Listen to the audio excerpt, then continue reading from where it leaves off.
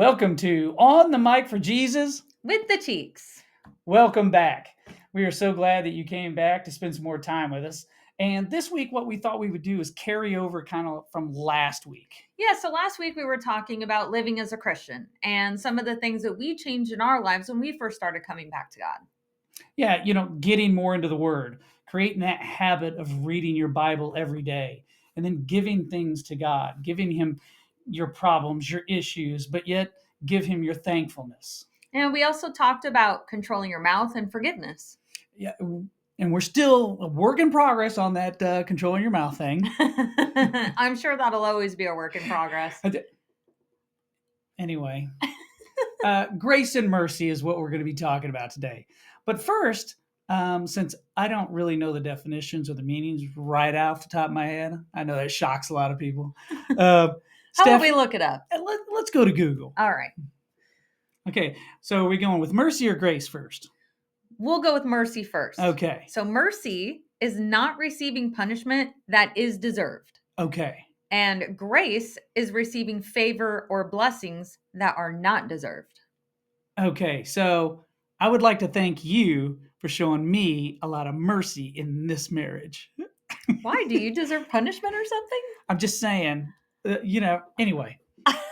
I guess we'll talk about that later. Yeah, that's an off the show discussion. But, there's a lot of things as you get closer, you figure these things out to the Lord, and I think certain things like when you hurt someone's feelings, that's kind of a thing that's every day, right? Absolutely. And, with us talking about forgiveness last week, grace and mercy go right hand in hand with forgiveness. Yeah, I mean, because there's a lot of times, I know when we first were married, I was, if it was thought up here, it came out here. I didn't really care.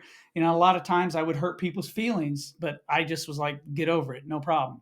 But, when I would hurt her feelings, she started to tell me and saying, hey, Brett, that kind of hurt my feelings. And the more you get closer to the Lord and you learn what you're supposed to be doing, I didn't want to do that. Yeah. And, Brett would just clam up when we would talk about things. He didn't really, talk about when he had his feelings hurt and things like that. And, that's one of the big things that changed in our marriage when we came back to God was communication, because when you really start to get closer to God, you start caring more and noticing how you treat others. And so that was a big thing that changed with us was our communication. And, we just naturally got a lot nicer to each other. But, I think that's a normal thing. Yeah, it is normal. I mean, I literally get my feelings hurt every 2 weeks by Stephanie. Every 2 weeks? Yeah, it's marked. So you have a schedule? You have a schedule on hurting my feelings. And here's how. Let me tell you guys how this happens. What happens is I get a fresh haircut every other Friday. No. The haircut, really? Oh, so we're not going to talk about you? This is a problem.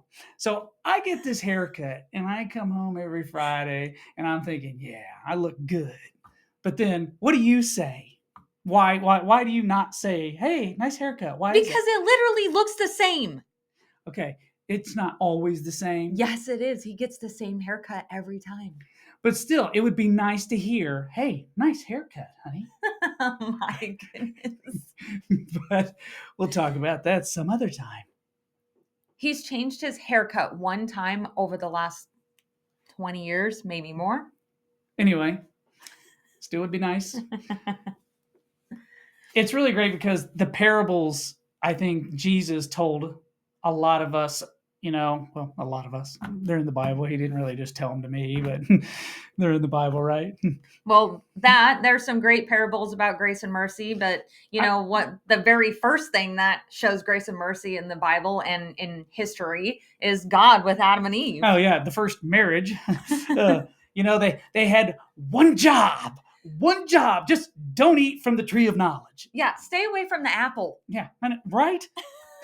You gotta listen to that little snake, that little jerk. But you know what? God, even though they went against his one rule, God still provided for them. He still showed them grace and mercy. He promised them a savior. He still provided for all their needs. And, and they multiplied and were fruitful. I mean, they got some punishment. I wonder if Eve noticed Adam's haircuts. Oh, I'm sure.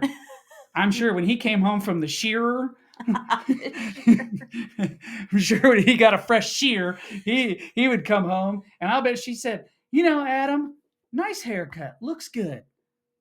I'll work on Oh, get off of me. that. Anyway, but that you are seeing grace and mercy from the very first chapter in the Bible, Right from the very beginning. and it does nothing but continue through the whole book.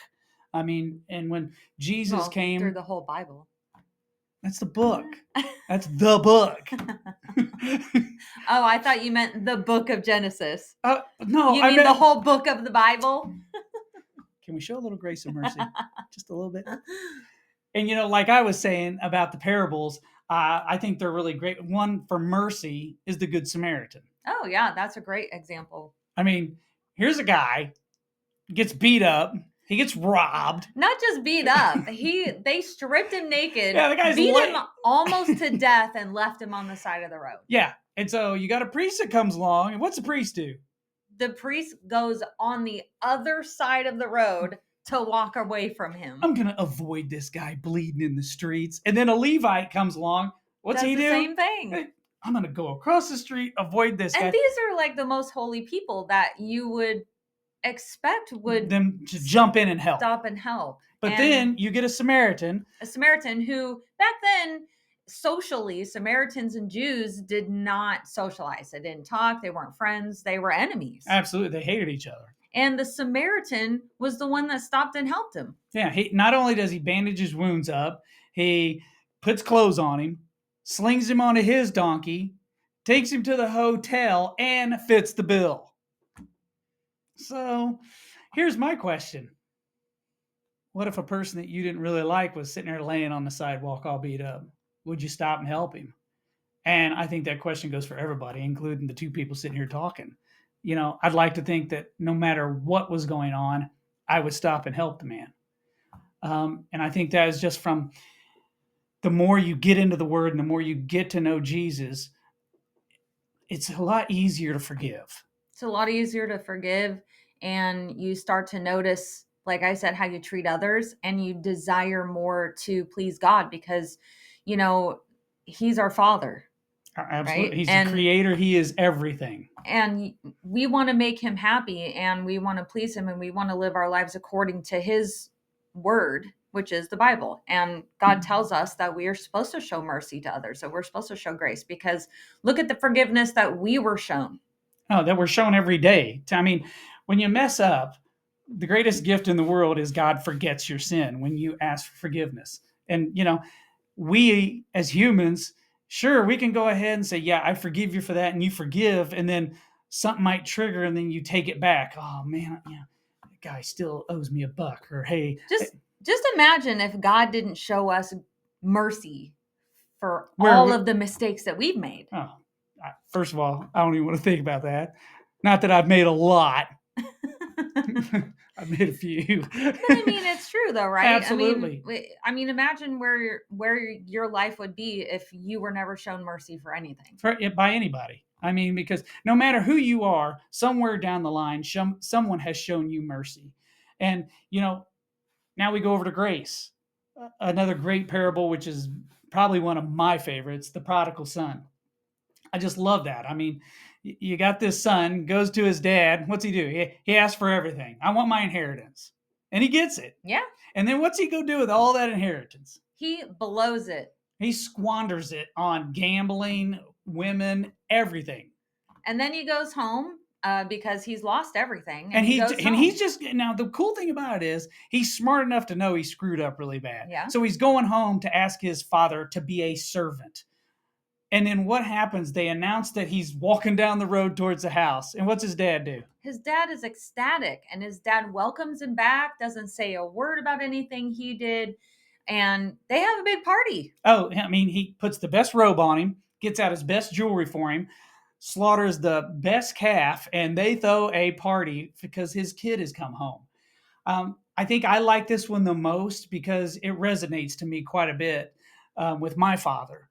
My dad, he growing up, we didn't have the greatest relationship. But he came to my house one day and he just said, I love you. I forgive you for everything. And he asked me to forgive him. And after that, my dad was my best friend till his last breath. And I don't know what I would have done if I wouldn't have been shown that. My father showing me that reminded me so much of that because it worked out so great. And I got to, before my dad passed, we had so much fun and we just everything was great. So those are the kind of things that we need to do for other people. Yeah. And you know One example that I love is in The Chosen. We watch The Chosen, and there's the Sons of Thunder. Oh, I know where she's going. This is like my favorite scene. And you can read about this in Luke 9:54. Yeah. Yeah, the Sons of Thunder is great because, I mean, The Chosen, I think, portray it probably might have how it really happened. That's how I'd like to picture it. Yeah, It's pretty funny. I mean, yeah, because well, they're going into Samaria, They're going to Jerusalem. but they've got to go They through. stop in the Samaritan village. Yeah, and they're not welcoming Jesus. Oh no! And according to The Chosen, there's the Sons of Thunder, James and John. That's what Jesus ended up calling them.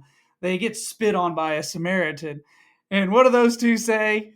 They are like, we're gonna call on fire from heaven Fire to burn and these people thunder up. down to And kill. Jesus is just like, He, really? I just want to picture his face is like, you're serious. I mean, what is wrong with you two? So they upset you and you want to burn them up with Yeah, fire from yeah. heaven. Let's just fry them, And I just love the thought of, and Jesus rebukes them. And I just love the thought of the way that they portray that in The Chosen. Yeah, because the guy who plays Jesus, his facial expression is he the just one. looks at them with like, they're so ridiculous. Yeah, and it's just great. And that just makes you realize like the things when you get upset about something, how you react and what your reaction is to those things, how angry you get and what your thoughts are or what your words may be. Especially as parents, and it's so funny because I look back, we've raised 3 girls, and I look back at me as a kid, how frustrated my poor parents must have been so many times with me.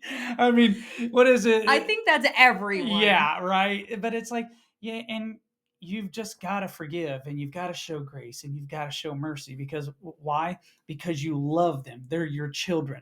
Well, that's what God does with us every single day. We are his children and he continuously forgives us. He continuously shows us grace and mercy. And I there's no price tag you can put on that stuff. And I mean, I constantly work at it every day. And who are we to receive grace and mercy and not show it to others? Yeah, what do they call it? Pay it forward. Absolutely. And when you at work and when you're anywhere, grocery store, anywhere, you don't know what the guy in front of you or the gal in front of you has brought into work, or absolutely he's getting ready to sling his groceries up. You don't know what that guy's going or through. The guy that's driving really slow in front of you. Okay, look, I'm really not that bad. Okay, I didn't realize when we finally pulled up. I think that guy was like 102 or something. So, oh my goodness, then you really feel bad. But it goes with forgiveness because you can forgive somebody and still not show grace and mercy to that person, right? And when you forgive someone, it doesn't mean that you're never going to feel pain from however they hurt you or again, but you can still show grace and mercy to people and forgive them. And and don't take it back. Yeah, because it's so easy to do, isn't it? But even if you do take it back, because if you feel that pain again and you think about it again later in your life, that's another opportunity to forgive that person. And that's give it back to God. And that's something Satan wants you to do. I mean, he wants that. You got to realize this guy, this little creep, he deals in that kind of stuff. He wants you to get all mad. Oh, well, he is. He wants you to get all mad again and totally blow that person off. But that's not what we need to be doing because he wants you to feel pain. He wants you to feel fear. And if you're remembering to go to God and you're remembering the forgiveness that we've been given and the grace and mercy that we've been given, it just makes it so much easier to show that grace and forgiveness to others. And, that goes especially for your enemies. Absolutely. I mean, if you try your best just to get through the day, and, my challenge to you and myself, because I challenge myself every day on this, is next week when you're at work, try to go through that week at work and remember that. You know, ask the Lord in the morning. You know, I pray on the way to work. So, you know, I always ask for grace and mercy because I want that from the Lord.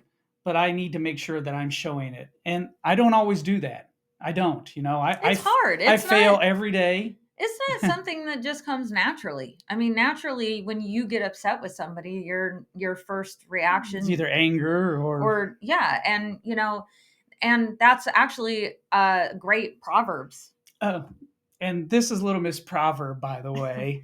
Well, I mean, that was one of the things when we first started going back to church. When I got to the Proverbs, when I first started reading the Bible, I got to the Proverbs. It was like highlighter, highlighter, highlighter. Okay, I need to change that. Okay, ooh, where's another one? It's like the whole Proverbs are Hey, let me tell highlighted. you, she ordered new highlighters a couple times. Well, but a great one is Proverbs 15:18. A wrathful man stirs up discord, but one slow to anger calms strife. And basically that's saying that if you have a hot temper or you get mad real quick, that's just going to make it worse. Yeah, I don't think going back in my past, I used to be a real hothead. I know it's a shocker to you. Calm down. I don't think there was ever a situation that got better from me just igniting. I couldn't find one if I dug through my whole past of one situation where I just lit up and got really mad about something that it made anything better. And again, I think that's a normal thing. When people get upset, your first reaction is to get mad, right? Mhm. But if you're somebody that is slow to anger and you stay calm, the situations get so much better when you're entering into a discussion or something with somebody where you disagree and you're calm. It changes the entire outcome of Oh, that it changes conversation. the whole atmosphere. And Hmm. even if you're around a group of people, you know, and you remain calm in a really hot situation, not only are you going to be portraying that, the people around you are going to see that. And they Absolutely. might be calm themselves, you know, and I think that is a big thing. And it's huge in your marriage. Years ago, do you remember the phrase, "What would Jesus do?" Oh, yeah. I never really realized because I wasn't, living for God at that time when that was really popular. Or you're not And being a really good person. that's not where I'm going with this Oh, at all. sorry. I was just going to say, I didn't really think about how that applied to things as much as I realize it now. Like when you're talking to Mhm. people and somebody upsets you, what would Jesus do? And how would he react in that situation? Not that we can, act in the same way as I was Jesus, gonna because say it's he would not act possible. perfect. I mean, he never did commit a sin, so we already But it know can he'd be be a on the goal money. to act in a way like you said last week. Would you do that if Jesus was sitting Oh, I next to thought you, you was gonna right? bring up something I did last week. No, like Like, come on, we're not airing all the think dirty about laundry. like if Jesus was sitting next to you, would you Oh react in a yeah. way? Would you say these Would you get things? that mad? Would you? Yeah. And you know, I literally at the gym today, I said something, and she looked at me and goes, "Honey," and I was like, "Oh, Lord, I'm sorry about that. I shouldn't have said that." You know. Yeah, somebody was rude at the gym, and So- again, the first reaction is to get offended by it, but yeah. that's going to be a continuous thing that you work on with Oh yeah. I yourself. mean, that is nothing that you just fix And that's overnight. It whatever, just didn't. whatever it is, Yeah. whatever your vulnerability is, that's going to be a continuous thing that you work on. It's not something that just because you've come to God that it's suddenly gone. I No. mean, Well, you said you were going to challenge the viewers. What was your challenge? yeah, well, actually, I challenge you guys to get into the Proverbs. I mean, I can't tell you how much of an eye opener it is and how much you realize the things that you do. Just try to read one a day. Yeah. And because that's where I started. I started reading one a day, and you know, it's And when you read one, you're like, okay, let me read one more. yeah. Sometimes you kind of get hooked on that, and you're like, okay, well, what can I fix in the next You'd one? be surprised some of the proverbs that are in there, like, being nice to your pets. Okay, look. First of all, I don't. It's not like I abuse them or anything. Okay, I don't want people getting on here, called PETA. Okay, we've got a little Napoleon Dynamite down there. Okay. Oh my gosh, this little dog, he's like.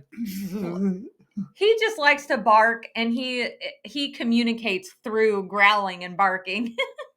the The free dog thing. is psychotic. And Okay. and so it's just funny because Brett's always like, "Would you shut up?" And And then she told me one day, she goes, I challenge you to go through a whole week without calling him a name. And I'm like, I can do that. Man, it wasn't 20 minutes later, you little jerk. And get out there and go potty, you little punk.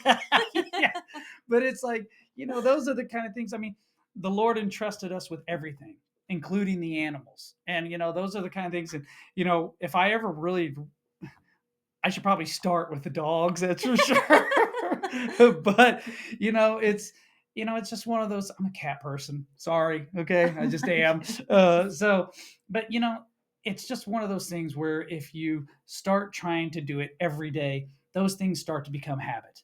And It just like with getting into the word and going to God about things, all of those things fall into line, and that goes right along with showing grace and mercy and forgiveness.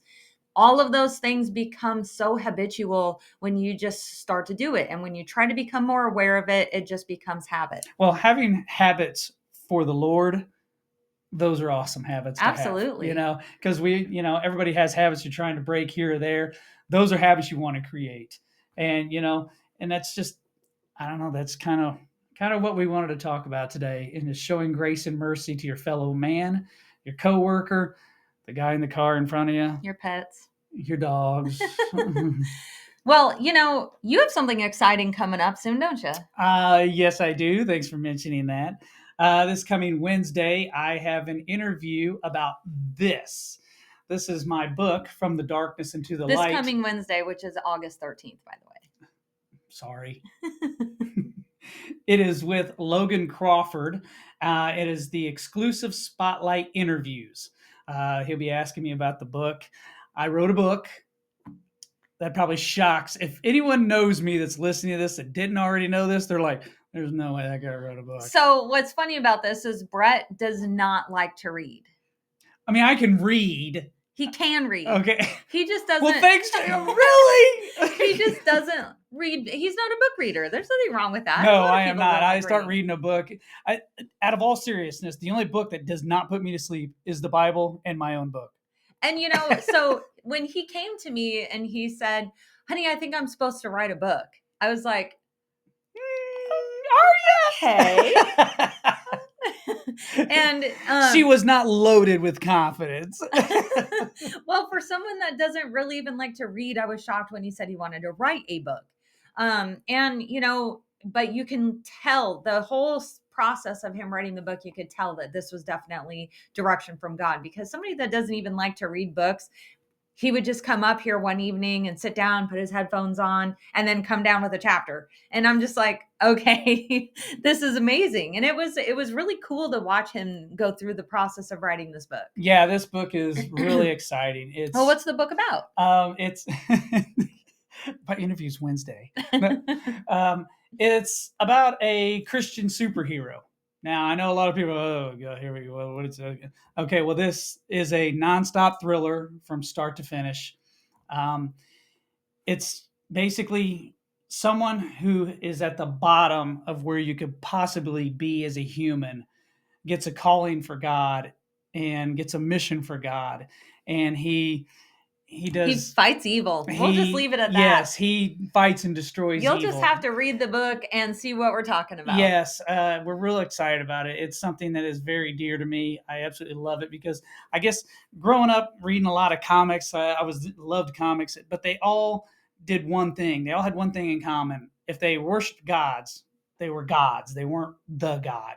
And I feel that it's really cool that we needed a superhero that worships the one true God and relies on him for everything. And our hero does just that. So tune in. We will end up having it posted as soon as they give it to us. It's usually about a week afterwards. And then it'll be on Apple TV, Roku TV, and a bunch of other things. So, well, where can people find your book?